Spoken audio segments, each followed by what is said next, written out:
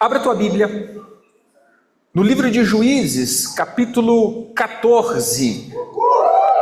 Não, mais uma vez, abra a tua Bíblia em livro de Juízes, capítulo 14.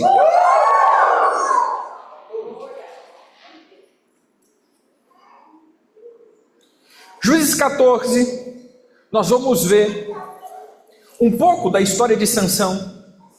Lembrando que estamos aqui em um tempo de alinhamento. Só explicando aqui, nós teremos no primeiro e no terceiro domingo, nós vamos ter esse encontro com o café da manhã, terminando com o almoço. Não vamos terminar o almoço, nós terminamos a reunião almoçando junto, né? É como a Lu fala, vamos eliminar esse negócio. Meu Deus, por quê, né? Pegar a espingarda para eliminar.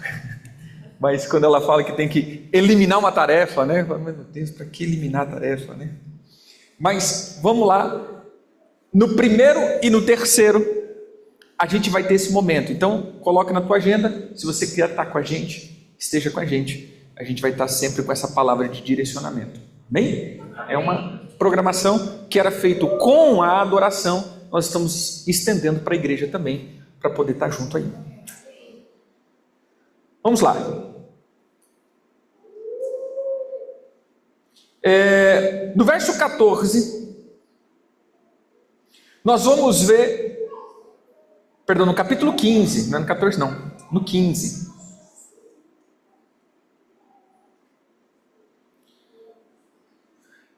Abra aí, no verso 1, passando algum tempo nos dias da ceifa de trigo, Sansão levou um cabrito, foi visitar a sua mulher, pois dizia: entrarei na câmara da minha mulher. Porém, o pai dela não deixou entrar. E lhe disse: por certo pensava eu que de todos as aborrecias, de sorte que a dei ao teu companheiro. Porém, não é mais formosa do que ela, a irmã, que é mais nova. Tomar-a, pois, em seu lugar. Então Sansão lhe respondeu: desta feita sou inocente para com os filisteus, porque lhe dizer algum mal. E saiu e tomou 300 raposas, e tomando fachos, avirou cauda com cauda, e lhe atuou um facho no meio delas. Tendo ele chegado fogo aos tições, largou na seara dos filisteus, e assim incendiou tanto os molhos como o cereal, por ceifar, e as vinhas e os olivais. Perguntaram os filisteus: que fez isso? Respondeu Sansão. Sansão, o genro do Timita, porque ele tomou a mulher e a deu a seu companheiro. Então subiram os filisteus e queimaram a ela e o seu pai. Disse-lhe Sansão: se assim procedeis, não desistirei enquanto não me vingar. E feriu-os com grande carnificina, e desceu e habitou nas fendas da rocha de Etã. Veja só, contextualizando para que você pegue aqui, e na verdade eu quero fazer você entender um pouco de onde a gente quer chegar. Eu quero trabalhar 3 pontos aqui com vocês. Então veja só, Sansão foi levantado como juiz para julgar os filisteus. E olha que interessante, ele precisava fazer isso com os filisteus, mas não tinha causa, nem motivo, nem razão, nem circunstância, né? E aqui houve então uma causa para que ele pudesse julgar. A esposa dele, lembre-se que ele fez um enigma, e nesse enigma houve aquela confusão toda. O pai da noiva, né, da esposa, que tinha acabado de casar, levou para casa e deu para outro homem. Só para você ter uma ideia. Por quê? Porque ela contou o segredo. E nesse segredo, ele então, ela conta para os irmãos, ele perde aí o combinado, ele ficou com raiva dela, mas depois ele vai lá visitar, né? Como diria, ele acabou a raiva, mijou a raiva ali, e ele foi visitar. O pai tinha dado a esposa para um outro homem. E aí o pai chega e fala assim: não, pega a irmã dela, é mais bonita do que ela, né? Vai lá, fica com a irmã dela, casa com a irmã dela e vai-te embora. Ele não suporta aquilo, ele coloca fogo, na onde? Nas vinhas, nos olivais, na seara, dos filisteus. Os filisteus, olhando aquilo, disse: rapaz, mas o que fez isso daqui? Olha, foi Sansão, porque o pai, né, da esposa dele pega a esposa, dá a esposa para o companheiro, ele ficou com raiva e tacou fogo. O que os filisteus fazem? Mata o pai e a esposa, ou seja, mata o sogro e a esposa de Sansão. Sansão, com raiva, começa então a fazer o juízo sobre os filisteus. Ele mata muitos filisteus naquele dia. Pois bem, até aqui tudo bem. Mas onde eu quero que você pegue aqui a palavra? Ele começa a queimar as vinhas, os olivais, ele começa a produzir essa perda na seara dos filisteus com as raposas, ou raposas. Ele começa a produzir toda a destruição com as raposas. Veja, ele solta as raposas no meio da seara. O que isso hoje pode falar para nós e aonde nós queremos hoje chegar? O primeiro ponto que mina a nossa fé, mina o nosso ministério, mina a nossa família, mina tudo, não são as grandes coisas, são as raposas que deixamos percorrer nas nossas vinhas incendiadas do inimigo. E essas, raramente a gente presta atenção nelas. Muitas vezes nós reparamos grandes coisas, observamos grandes coisas, mas as pequenas coisas nós deixamos passar. Eu quero contar uma história, é uma história de um grupo de rock muito famoso, não sei se você já ouviu isso, um grupo de rock muito famoso, eu não lembro se era os Rolling Stones ou alguma coisa assim, mas eles tinham uma cláusula no contrato muito peculiar. Como eles tinham uma estrutura muito grande de som, equipamento, tudo, então eles tinham exigências, até exigências de segurança, porque o palco poderia quebrar, e o palco quebrando ia ter morte, ou seja, eles corriam risco e colocavam em risco um monte de gente, porque era muita gente trabalhando no som, ou no cenário inteiro, porque quem já pelo menos viu clipe, essas coisas desses grupos, os shows, é gigantesco, gente, é fenomenal. Essas grandes Rolling Stone, U2, ou essas antigas Guns, né? Ou seja, era muito equipamento.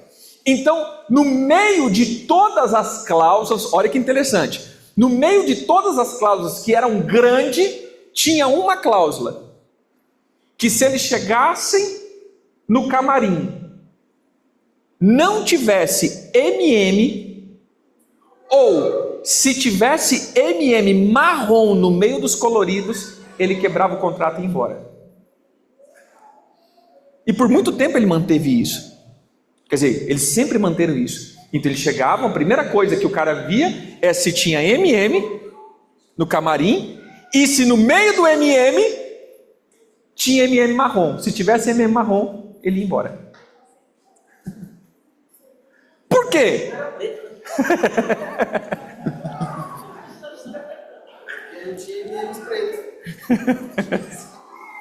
Mas por que essa cláusula? Por muito tempo a galera ficava falando, mas esse cara aí, ele é muito estrelinha, muito isso. Não, querido. Era uma garantia que as pessoas leram o contrato e estavam fazendo certinho. Porque se eles olhavam aquilo e chegava lá, não tinha MM, os caras não leram todo o contrato, então eles poderiam correr risco em cima do palco. Porque os caras fizeram na coxa. E se eles não deram atenção no que foi pedido, eles também quebravam o contrato. Por quê? Porque eles também iam fazer pouco caso do resto do contrato. Ou seja, há um grande indício de que todo o contrato poderia ter sido feito sem supervisão. Então ele fazia o quê? Colocava e analisava. Ou seja, imagine, no meio de 50 páginas, lá no meio no camarim tem que ter MM, não pode ter nenhum marrom. Os caras leram minuciosamente o contrato. Concorda comigo? Isso daqui é até mesmo algo que a gente pode levar para a vida. O que? Exigir MM? Não, querido. Mas deixa eu te falar uma coisa. Sabe o que acontece muitas vezes? É o que a gente vai tentando, a gente não vai entendendo, é que nós vamos deixando na nossa vida passar as pequenas coisas. Isso daqui eu peguei isso daqui de uma explicação de um homem que estava falando sobre negócios. Ele estava dizendo, se você não liga, se você tem um sistema e o teu vendedor não colocou completamente o que você pediu, se o teu funcionário, ele não chega e não faz o que você pediu e você vai tolerando isso daí, você está próximo à falência. Por quê? Porque você vai deixando com que essas coisas vão passando, e são essas pequenas coisas que destroem todas as grandes coisas. Ou seja, o que acontece? Nós vamos permitindo que as pequenas coisas passem. O que seria isso? Sempre a gente dá desconto. A pessoa, irmãos, você vai fazer desse jeito. Aí a pessoa não fez, tá bom, da próxima vez. Você vai fazer daquele jeito. Tá bom, mas da próxima vez. Aí você vai sempre falando, mas você vai deixando passar aquilo que é essencial. Ou seja, você está no comando e você tem um padrão a ser estabelecido. Você entendeu o que você quer, mas você mesmo vai permitindo que esses pequenos detalhes vão passando. O que acontece? Chega um momento que as raposas já entraram e incendiaram toda a tua colheita. Por quê? Porque você permitiu. No começo parece ser muito chato isso, mas não é. O ponto é que, se você parar para pensar, toda a paralisia da tua vida não começou com grandes coisas, começou com pequenas coisas que você permitiu que entrasse na sua vida e você não deu muita bola. Entendeu aqui? Se a gente for parar para pensar aqui, né, histórias e histórias, se a gente colocar para cada um de vocês, eu lembro de uma, né? Os irmãos que acompanharam essa triste história. Uma vez a gente pegou e começou a comprar, né? Fizemos, o Joseí veio aqui, meu irmão, passou 4 dias fazendo um galinheiro, fez um baita de um galinheiro. Fez um galinheiro, meu irmão. Fez o galinheiro, botou o galinheiro lá, a gente comprou galinha e tal. Chegava uma vez que a gente estava colhendo 10 ovos, 15 ovos, né? Quer dizer, era o quê? Uns 30 ovos por semana, né, Lu? A gente, e aí daqui a pouco começou a sumir ovo e galinha. E sumia ovo e galinha, sumia ovo e galinha. E a gente, meu Deus, está sumindo ovo e galinha. Depois que a gente perdeu praticamente todas as galinhas e todos os ovos, era um tatu. Ele furava.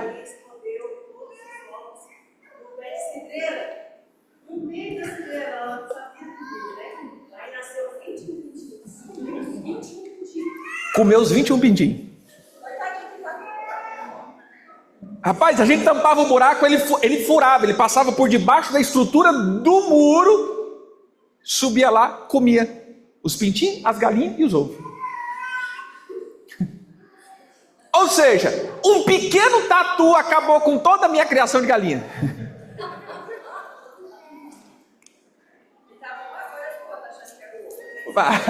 A gente fica assim, meu Deus, será que é alguém que está pegando?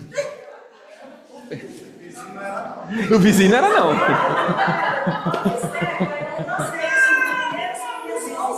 Sim.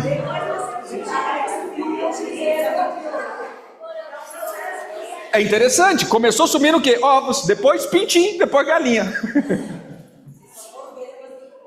Mas isso daqui começa agora, irmãos, vamos lá. Preste atenção aqui. Começa a ver a tua economia. A gente às vezes vai não pelas grandes coisas, vai nas pequenas coisinhas, nas pequenas goteiras que você deixa. A hora que vai ver, estamos com várias coisas para fazer. Observa na casa, pequenas coisinhas que vão danificando, e a gente não vai arrumando. Daqui a pouco, praticamente tem que arrumar a casa inteira. Carro, às vezes quebrou um negocinho, outro negocinho, depois para você levantar o carro, já vende e compra outro. Mas estamos falando de coisas materiais. Mas e se a gente for falar de coisas espirituais? Alma.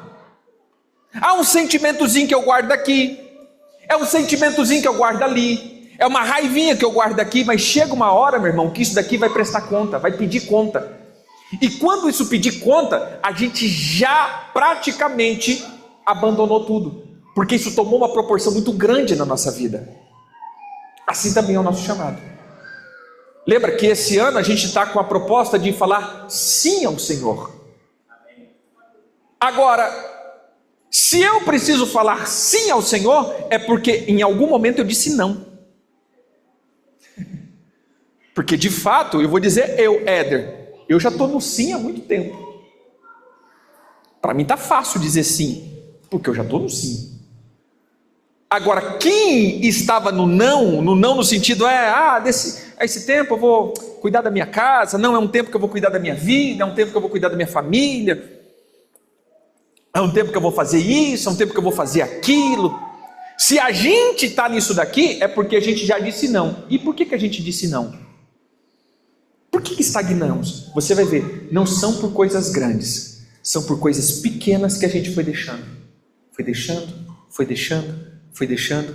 E aí, essas pequenas raposas, veja só, não eram uma, eram 300. Foi, se multiplicou e acabou com tudo. Então o primeiro ponto, o primeiro passo aqui é, irmãos, cuidado com o padrão. Se você parar para pensar aqui, a gente está começando, né? E quando eu cheguei, já comecei chato como sempre, né? Sexta-feira, meu irmão, 8 horas em ponto, vamos começar. Tinha acho que umas crianças aqui, tinha a família do pastor Batera, tinha Dutra e esposa, e acho que tinha mais, quem mais estava aqui na sexta? No comecinho.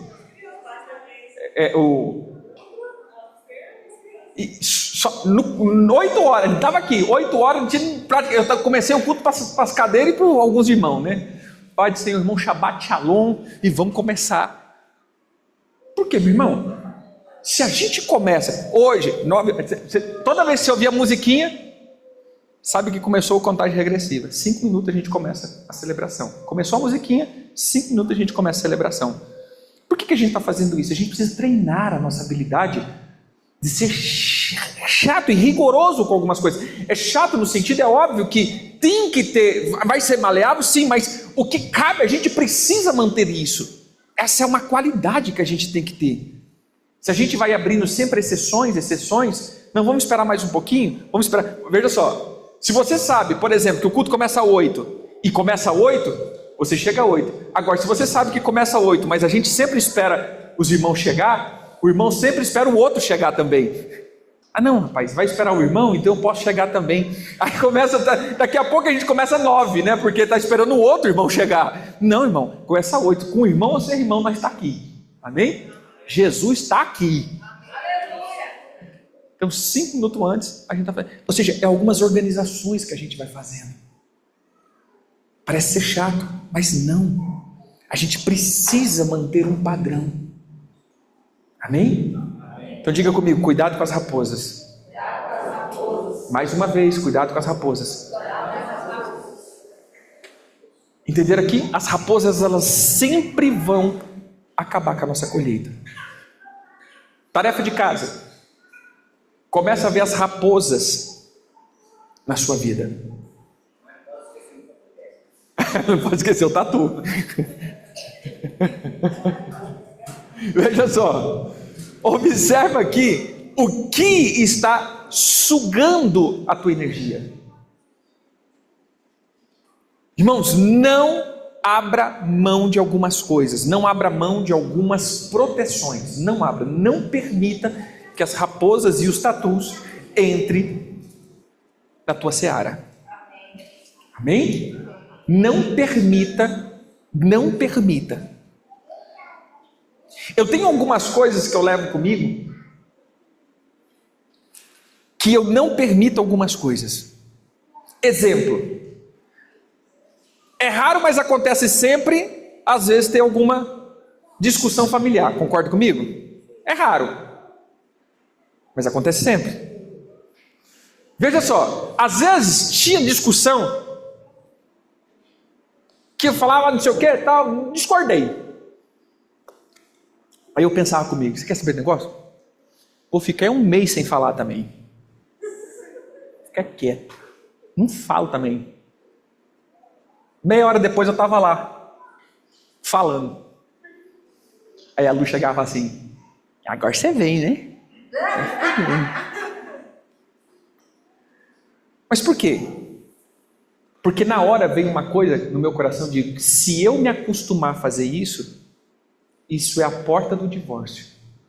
Porque eu vou acostumar a ficar uma semana, vou acostumar a ficar um dia, vou acostumar a ficar um mês, vou acostumar a ficar 2 meses, e daqui a pouco, se eu acostumar a fazer isso, eu vou acostumar a viver sem. Então eu não me permito ficar muito tempo com raiva. Fiquei bravo, mas eu tenho que rapidamente eliminar isso do meu coração. Assim, meia horinha, não sei o que, daqui a pouco já vou lá, vou conversar, vou puxar papo, se eu precisar fazer o que for, mas isso é uma proteção para mim, para o meu coração, porque eu não posso deixar que essas raposas entrem no meu coração, porque se ela entrar, ela vai destruir o meu relacionamento. A minha mãe hoje ela fala assim, você quer ser feliz ou você quer ter razão? Exatamente, se tem razão você não é feliz. Como tem um memezinho, o cara chega e fala assim pro pai, pai, eu vou casar. Aí ele já olha pro menino e fala assim, peça perdão. Ele fala, por quê? Peça perdão. Mas por quê? Peça, não fiz nada então. Se você não aprender a pedir perdão sem fazer nada, você não está pronto para casar.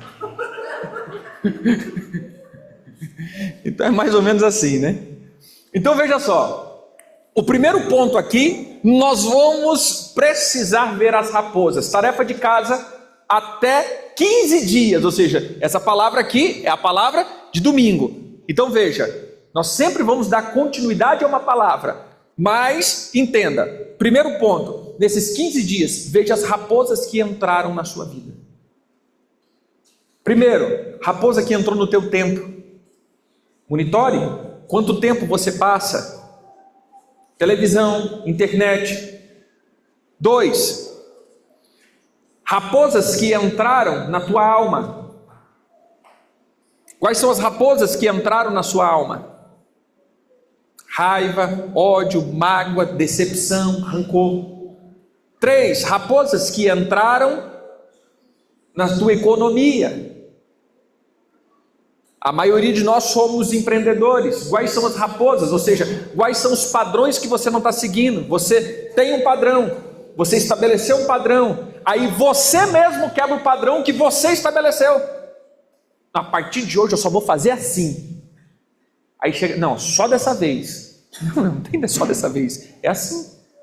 Aí a gente vai abrindo precedente. Daqui a pouco a gente perdeu tudo aquilo que a gente estava fazendo. Amém? Então mais uma vez diga comigo, cuidado com as raposas. Próximo, dentro disso daqui, nós vamos entender o seguinte, abra a tua Bíblia, em Gálatas, está fraco, de novo, abra a tua Bíblia, vamos lá, de novo, hein? Abra a tua Bíblia em Gálatas capítulo 5, verso 19.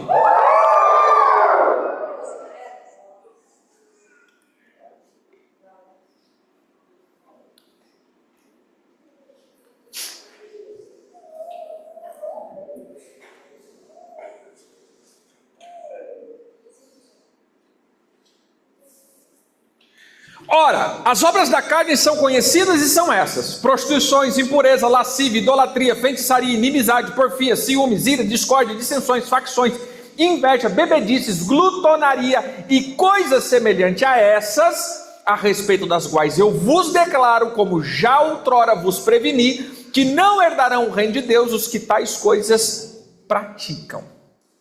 Deixa eu dizer uma coisa. Qual é o final que o apóstolo Paulo fala? De novo, verso 21, final de 21. Vamos lá. A respeito das quais eu vos declaro, como já outrora vos preveni, que não herdarão o reino de Deus os que tais coisas praticam. Beleza. Essa é a palavra do apóstolo Paulo, amém? Amém. Amém, queridos? Amém. Deixa eu pegar outra palavra. Agora veja só.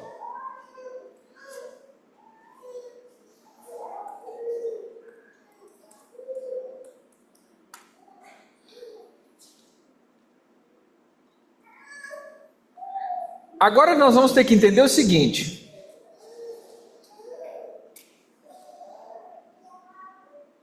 O Senhor Jesus, ele diz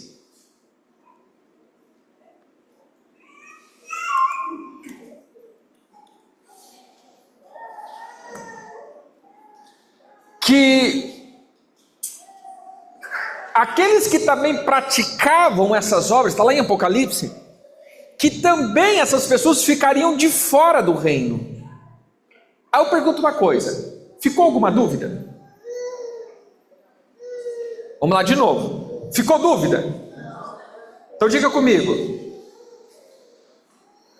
Os prostitutos, os impuros, os lascivos, os idólatras, os feiticeiros, os que causam inimizades, os que andam em porfia. Você sabe o que é porfia, querido? Gente. Porfia é o ato de porfiar. Brincadeira. Porfia é todos aqueles que vivem sempre em contenda e discussão.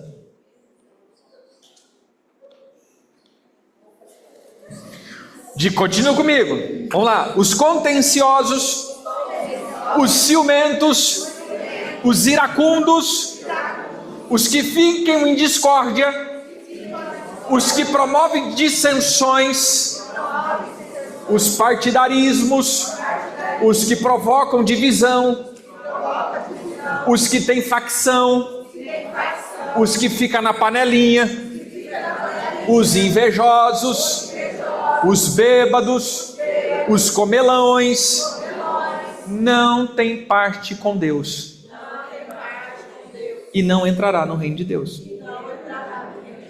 E aí? Tem dúvida? Mas você está entendendo que a gente muitas vezes normatiza isso e torna isso normatizado? Não é normal, é legal. O que eu normatizo, eu torno legal. O que é normatizar? Exemplo, o que o Brasil está querendo fazer? Normatizar o aborto. O aborto é um crime. Concorda comigo? É um crime. Todo crime, ele vai para julgamento. Então, quem faz aborto, ele responde processo. Agora, quando isso passa a ser normatizado, isso deixa de ser?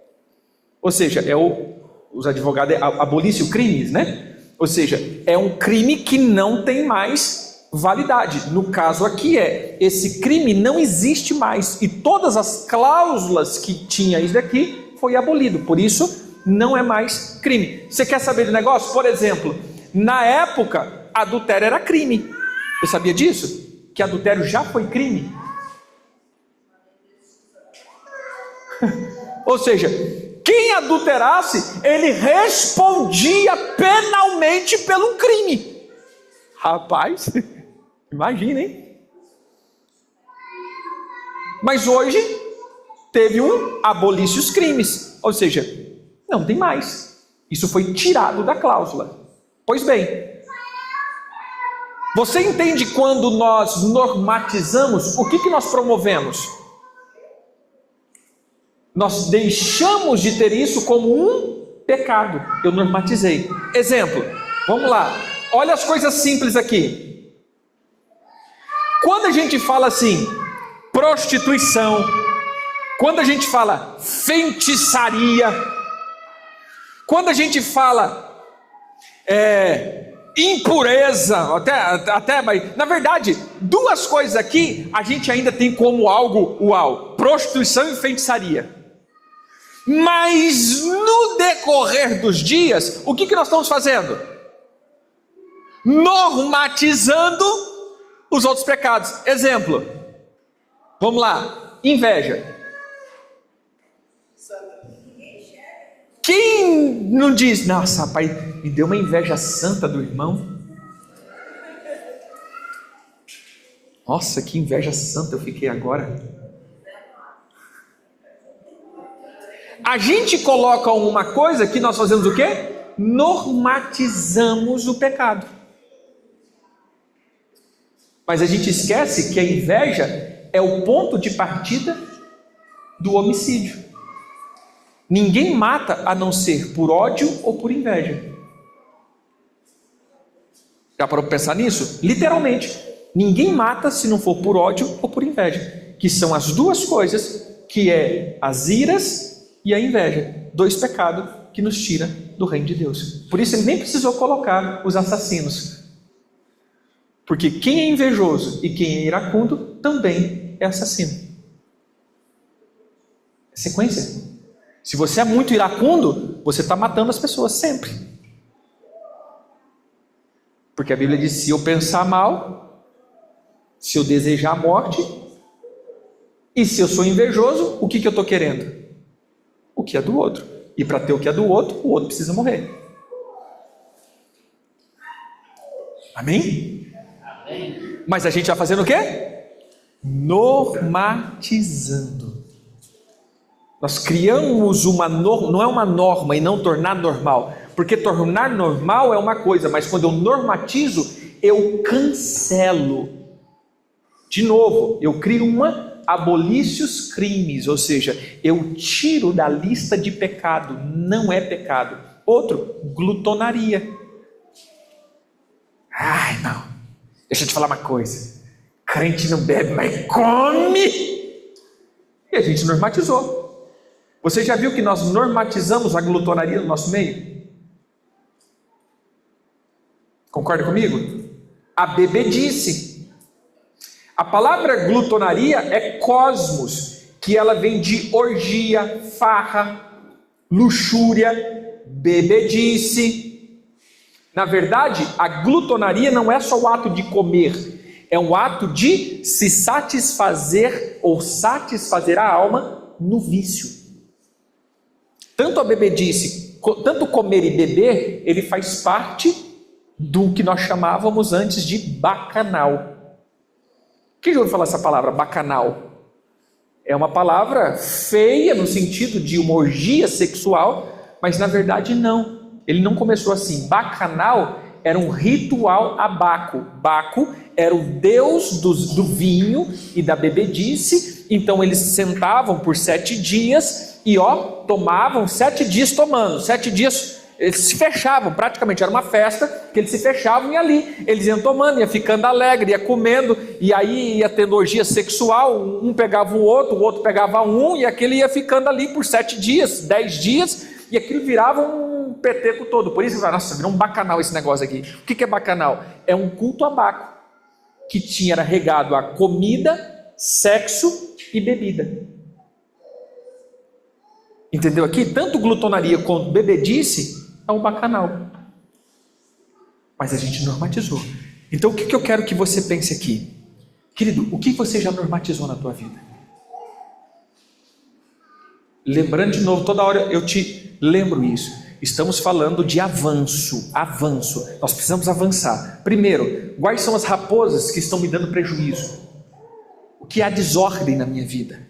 2, quais são as normas inquebráveis que nós já quebramos e normatizamos, tornando comum? Eu vou dizer algo sério aqui. Mas você já parou para pensar que hoje está tão normal? Eu vou usar essa palavra, mas exemplo, você já viu que existe já agora homossexual gospel?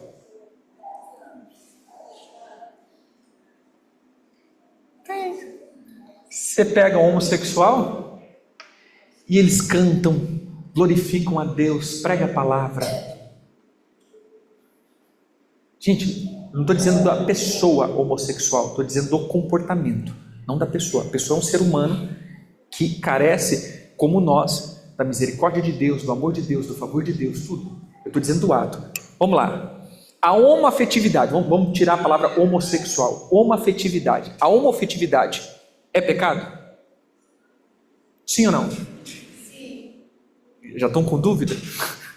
Vamos lá de novo. A homoafetividade é pecado? Sim. Um homem se deitar com um outro homem, uma mulher se deitar com uma mulher, é pecado? Sim. Tem como uma pessoa dessa ter parte com Deus? Não. Mas você já viu que a gente normatizou? Agora tem como?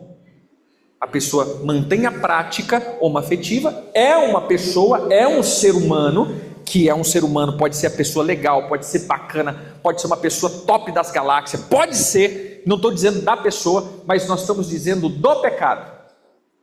Do pecado. E a pessoa está dizendo, Deus está falando comigo.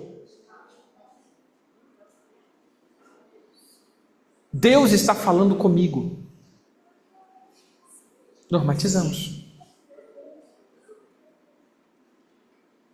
Entendeu? Amém? Amém. Entendeu aqui? Então entenda. A pessoa em si, maravilhoso. Seja, nós falamos num pecado que hoje nós entendemos. Maravilhoso. Pessoas extraordinárias. Mas eu estou dizendo da prática. Nós estamos normatizando o pecado. Então olha para a tua vida, o que está se tornando normal. E começa a denunciar e dizer, isso não é normal. Eu posso não estar conseguindo vencer, mas isso não é normal. Eu não posso fazer isso. Porque o dia que você der uma desculpa para o teu coração, que você pode fazer, já era. Você normatizou. E aquilo não te incomoda mais. Então, de novo, vamos ler lá de novo. De novo, hein? Abra aí.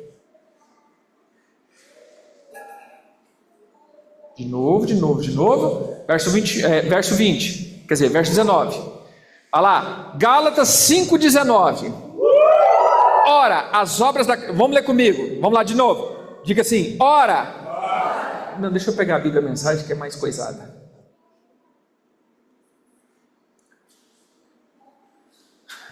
Diga assim, todos conhecem o tipo de vida de uma pessoa que quer fazer bem, quer fazer o que bem entende. Sexo barato e frequente, mas com nenhum amor e compromisso. Vida emocional e mental detonada. Busca frenética por felicidade, sem encontrar satisfação. Deuses que não passam de peças decorativas. Religião de espetáculo. Solidão paranoica. Competição selvagem. Consumismo insaciável. Temperamento descontrolado, incapacidade de amar e de ser amado, lares e vidas divididos, coração egoísta e insatisfação constante, costume de desprezar o próximo, vendo todos como rivais, vícios incontroláveis,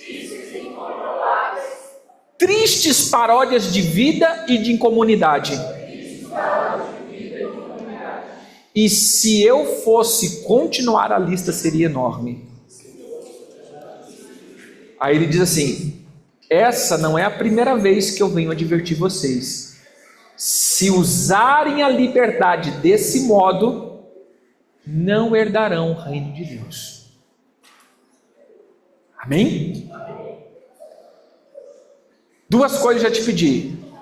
Primeiro, o que você já normatizou na tua vida? Irmãos, preste atenção nisso. Sério mesmo. Eu sei que muitas vezes pode ser até palavras repetidas, mas é sério o que eu estou dizendo. Nós estamos vivendo uma crise de avivamento. Uma crise de vida. Avivamento é vida. Nós estamos numa crise de vida. Por que uma crise de vida? A vida está em Deus. Não pense que você está respirando, você tem vida. Entendeu? Você tem um espírito. A vida é estar em Deus, porque Ele é a vida. Então nós estamos numa crise de vida, porque não estamos conseguindo estar em Deus mais. Por que não estamos em Deus? 1, a desorganização da nossa vida. 2, os pecados normatizados dentro de nós. Amém? Amém? Amém. E por último, veja só, estou te apontando aqui. Primeiro, veja quais são as raposas que você deixou entrar, que está destruindo tudo que você está fazendo. Segundo, quais são as coisas que o Senhor disse não e você está dizendo sim. O Senhor disse não faça isso e você diz sim e não vai dar nada. Está de boa. O Senhor não liga para isso. E 3, eu termino concluindo aqui, e eu quero que você preste muita atenção, porque isso daqui faz muita diferença. Eu vou dar esse nome, oferta versus favor. Mas eu não quero aqui falar de dinheiro, o ponto não é o dinheiro, é a intenção. Oferta versus favor. Então, primeiro, as raposinhas. Segundo, a normatização do errado. E terceiro, oferta versus favor. Deixa eu te perguntar, o que é um favor?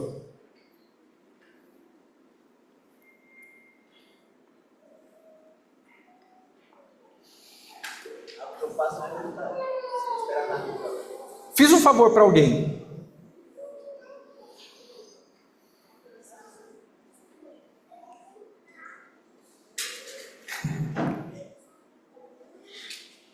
Não é, irmãos?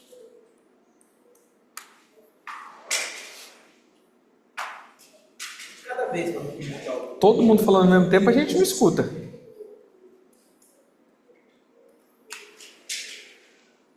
O que é a graça? Um favor imerecido. Agora, deixa eu te falar uma coisa. Se você não entrar na graça, você vai para o céu? Então esse favor requer uma postura minha também. Você já parou para pensar que um favor torna o outro devedor? Eu te fiz um favor, então você passa, me deveu uma. Concorda comigo? Jesus fez um favor, não fez? Somos ou não somos devedor dele? é uma gratidão. Mas estamos devendo. Concorda comigo? Se ele me fez um favor, eu estou fazendo o que agora? Estou em dívida com ele. Eu preciso responder esse favor. Ó, meu irmão, quebrei teu galho agora, você está me devendo uma. E isso não é ruim. Isso não é ruim. Isso é o resultado do favor. Mas o que é oferta?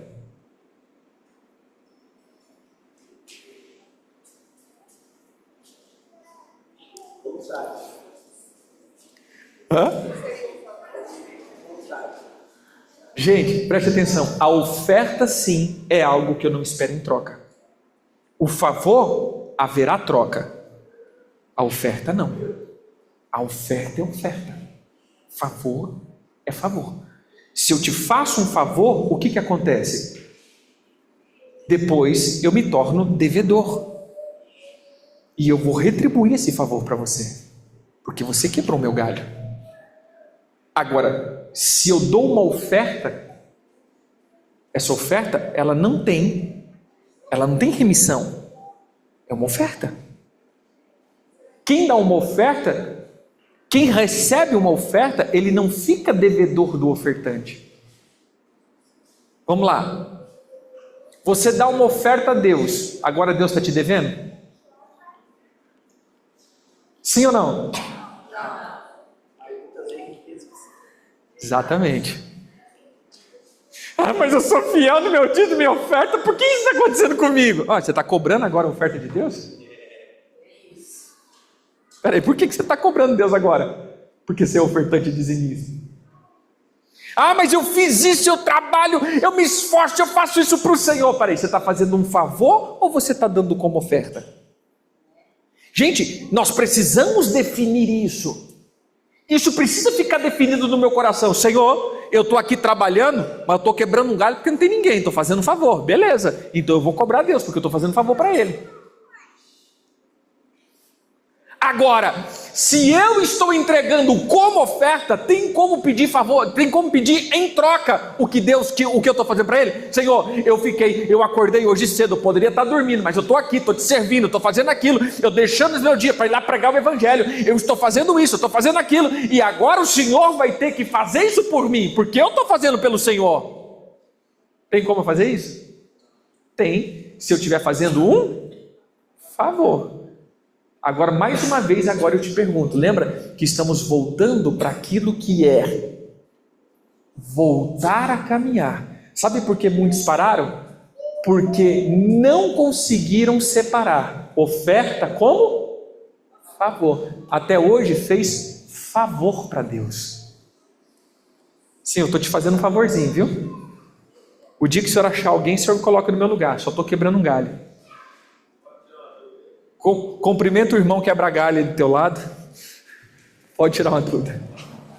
Você está falando da oferta, mas aí tem a questão do dízimo. A palavra de você dá e faça a prova de mim.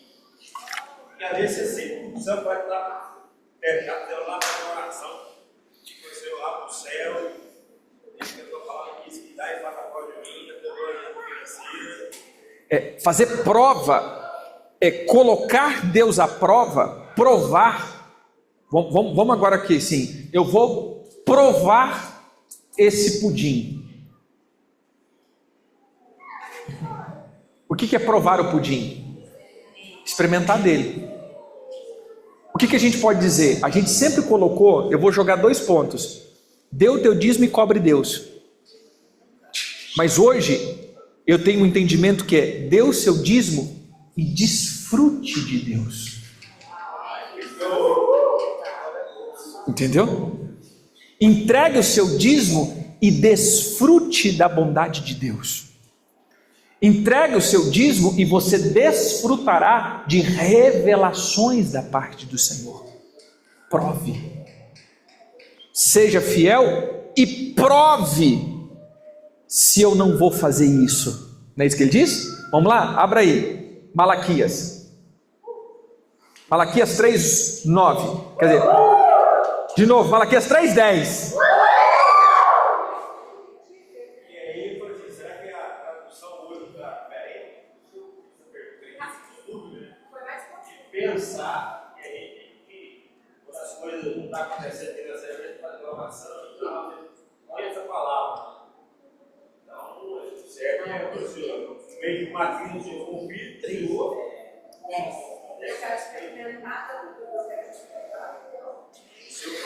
Pode, porque assim, ó, veja só, a palavra provar aqui, ela aparece nas escrituras algumas vezes, e prova, ou provar-se, ou provado, sonda, examina, ela vem, eu estou falando das vertentes que ela entra, mas sempre como prova ou teste nisso.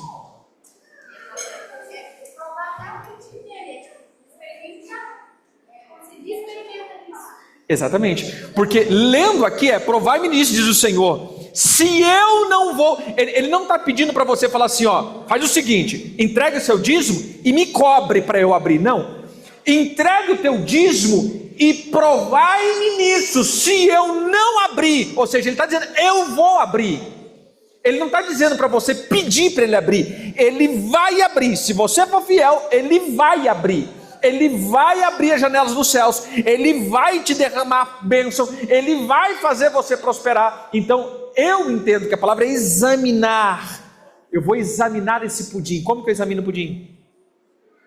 Comendo. Como que eu examino a bondade de Deus? Vivendo. Então vamos lá. Se eu sou fiel, o que acontece comigo?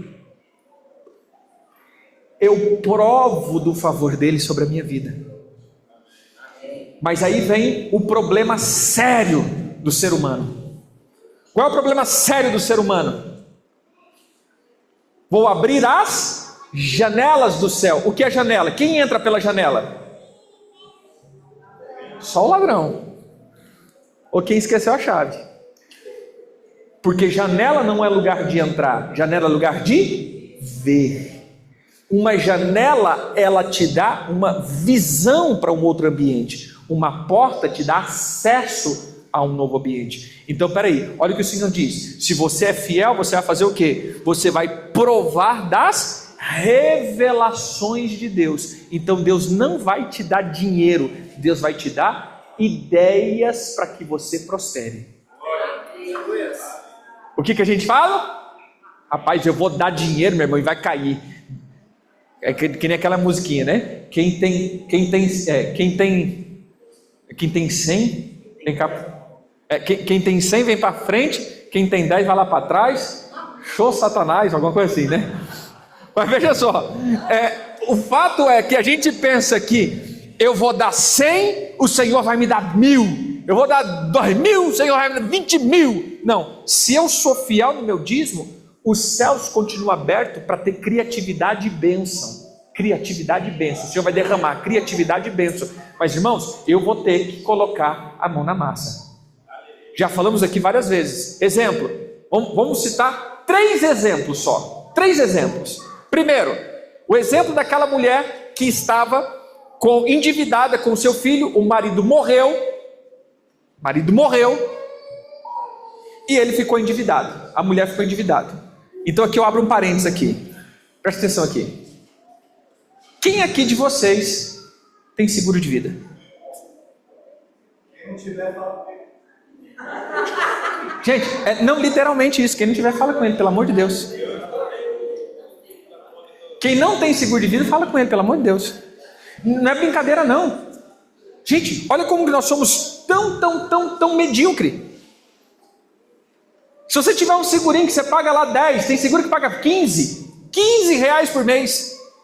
Você pelo menos um funeral de 5 mil reais você está pago. Você não deixa dívida para o outro ficar correndo atrás, fazendo vaquinha entre a família para pagar o teu caixão. 2, eu posso falar. As pessoas são tão medíocres. Que fizer seguro de vida, vai morrer. Você está desejando a morte. Não. Mas a mãe deu. Aqui não, que é para ficar menos. Segundo, meu irmão, imagine que se todas as pessoas deixassem pelo menos 200 mil para a próxima geração. Vou dizer homens. Eu vou usar uma palavra aqui, né? Veja só. Se você deixar pelo menos $500 mil para tua esposa, homens, ela não vai precisar caçar qualquer um. Ela vai ter tempo para pensar, para refletir, achar uma pessoa boa para cuidar dos teus filhos. Seja cabeça, irmão, cabeça. Amém? Hoje as irmãs trabalham tudo, mas teve época que as irmãs não trabalhavam.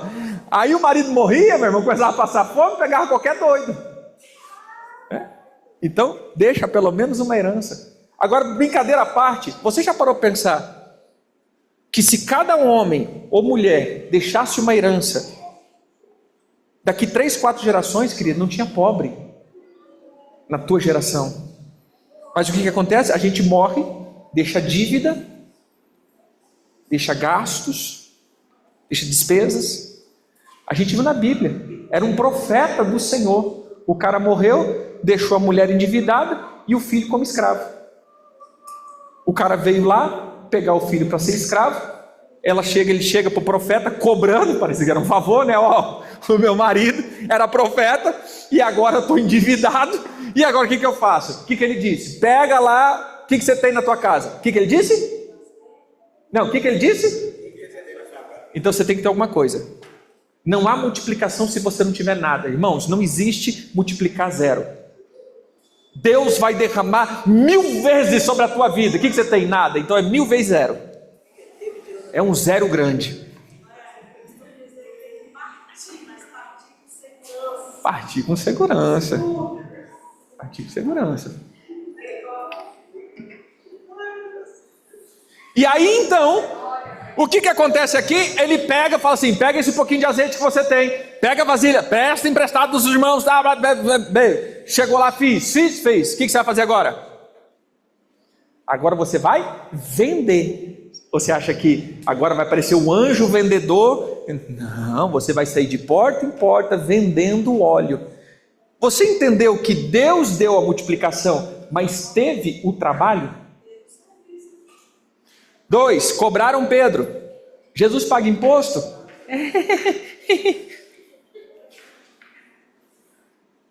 A hora que Pedro chega, Jesus fala: te cobraram, né, Pedro? Cobraram, Senhor. Então tá bom, toma aqui dinheiro, vai lá. Foi isso que Jesus fez? Vai fazer o quê? Vai pescar, vai pescar na boca do peixe, vai ter um estáter, que é uma moeda, que vai pagar o meu imposto e o teu. Peraí, Pedro era o quê? Se ele fosse pedreiro, vai bater uma laje lá, meu filho. Se ele fosse carpinteiro, vai fazer uma mesa, vai construir não sei o quê. Se ele fosse taxista, pega o teu carro, vai. Você entende que ele diz: vai fazer, vai trabalhar, e nesse trabalho eu vou te abençoar? Próximo, multiplicação do pão. Jesus trouxe o pão? Não, ele disse: o que vocês têm? Você entende que eu tenho que ter alguma coisa? Então diga comigo: regra da prosperidade. Eu só prospero se eu já tiver alguma coisa. É louco isso, né? Então, olha a regra de ouro: ao que tem, será dado, e o que não tem, até o que tem, será tirado. Entendeu a regra da prosperidade? Por isso, irmãos, desculpa a palavra aqui, eu não creio no comunismo. Porque o comunismo é o que não tem vai ganhar. Não, querido. Ao que tem vai ganhar. Ao que não tem vai ser tirado até o que tem. Amém? Próximo. Veja só. O que eu quero que você entenda aqui? Isso tanto como pessoa e como Deus. Primeiro, tudo que você for fazer, defina no teu coração: isso é uma oferta ou é um favor? Porque aquilo que você fez para outro ou para Deus, que você precisa ter em troca, você não deu uma oferta, você fez um favor. Então diga comigo: tudo que eu faço como favor, a outra pessoa passa a me dever. Se eu dou como oferta, ninguém me deve nada. Amém? Define isso. Você vai ajudar alguém? Defina no teu coração: é um favor ou uma oferta? Você vai trabalhar para Deus? Defina no teu coração: é um favor ou uma oferta? Entendeu aqui? Gente, eu vou dizer, às vezes eu falo até com a luz aqui. Hoje nós comemos do prédio, comemos dos dízimos, e parece que a gente está devendo. Porque a pessoa é dizimista: eu devo agora um favor. Não, você entregou ao Senhor, e o Senhor me deu. O problema é teu que entregou. Se entregou, é do Senhor, e o Senhor me deu. Amém? Eu devo para Jesus. E você, se quiser cobrar, cobre ele. Mas você deu como? Oferta. Então diga comigo: se é oferta, ninguém me deve. Se é um favor, a pessoa me deve. Isso é justo. Se eu fiz um favor para você, vai chegar uma hora que você pode cobrar um favor de mim. Aqui, eu já quero te dar uma orientação. Quando você for dar uma oferta para alguém, entenda, querido. Entenda isso. Ninguém vai ficar te devendo nada. Agora, se você fez um favor, a pessoa está te devendo. É justo. Eu fiz um favor para você. Porque eu vejo que muitas vezes a pessoa chega e fala assim, ó, eu quero te dar isso como oferta. Mas aí depois fica condicionado que eu também tenho que fazer alguma coisa. Não, você deu uma oferta, não um favor. Amém? Então diga comigo, oferta, ninguém me deve. Favor, alguém me deve. Amém? Eu quero que você defina, mas volte para o ministério. Você só se frustrou com Deus porque o teu serviço foi um favor e não uma oferta. Trabalhei para a igreja, alguém está me devendo. Trabalhei para o Senhor, alguém está me devendo. Porque se o Senhor não fizer isso, eu estou com raiva. Principalmente na área econômica. Ah, mas eu estou dando oferta e parece que nada está acontecendo. Sabe por quê? Porque o Senhor prova isso a gente. O Senhor muitas vezes nos prova. Quantas vezes, irmão, você dá, e vai, e parece que nada acontece, para ver se o teu coração começa a querer cobrar a Deus. Mas, Senhor. E aí, qual é o primeiro estímulo? Parar de dar. Meu irmão, eu estou dando aqui, eu estou sendo fiel, não está acontecendo nada, vai parar, meu irmão. Isso não está dando lucro não, isso aqui não está dando resultado. Espera aí, você está fazendo um favor para Deus? Você só está obedecendo um mandamento. Obediência, obediência, meu irmão. Amém? Entenderam? Então diga comigo, cuidado com as raposas.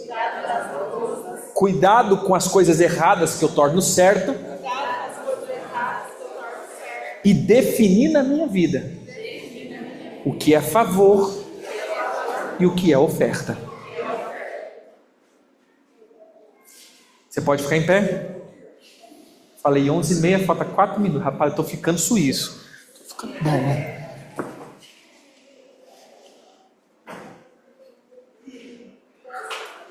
Vem.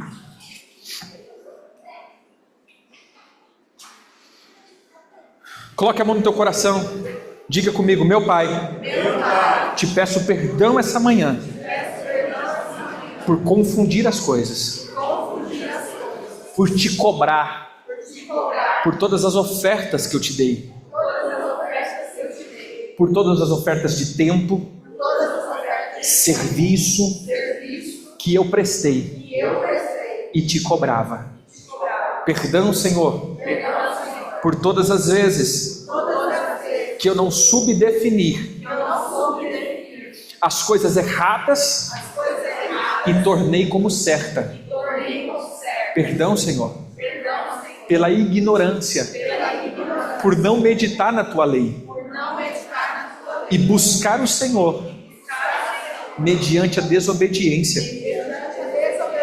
Pai, perdão por não cuidar das pequenas coisas, por manter a minha vida na desordem e deixar que as raposas consumissem o meu celeiro e a minha colheita. Pai, ajuda-me nesses próximos 15 dias identificar as raposas, os pecados normatizados e tudo aquilo que eu tenho te cobrado, mas eu tinha te dado como oferta. Perdão, Senhor. Ajuda-me, Espírito Santo. Em nome de Jesus. Amém. Queridos, toda celebração a gente sempre vai falar a mesma coisa. O altar sempre está aberto. Nós esquecemos a dádiva de dar. E a gente pensa que só oferta é dado quando a gente está num culto. E isso é um culto. Reunião, o altar sempre está aberto. Se você quiser ofertar ao Senhor, o altar está aberto. Eu quero que você continue com os teus olhos fechados, se você puder. Queremos só entoar essa canção e que você possa adorar. Fecha os teus olhos, adore o Senhor, e eu quero te abençoar para você poder ter mais um momento de comunhão. Pessoal da internet, ficamos por aqui. Deus te abençoe e fique com Deus.